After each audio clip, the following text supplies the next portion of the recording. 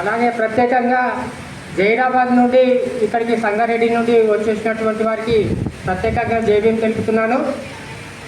ఈరోజు మనం ఇక్కడ బీమార్టీ తరఫున ఆత్మీయ సమ్మేళనం అని చెప్పేసి మనం ఈ విధంగా కలుసుకోవడం చాలా సంతోషంగా ఉంది.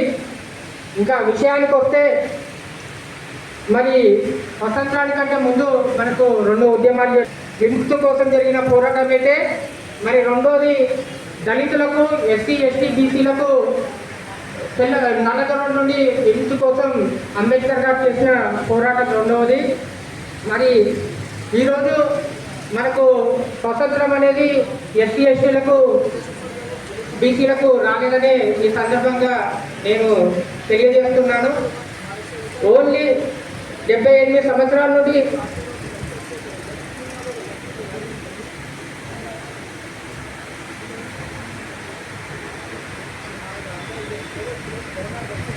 ఈ ప్రోగ్రాంకి మన గోల్కొండ ఎమ్మెల్యే గారు కూడా, అలాగే ఇక్కడ కార్పొరేటర్స్ కూడా రావాల్సి ఉండింది. కొన్ని అనివార్య కారణాల వల్ల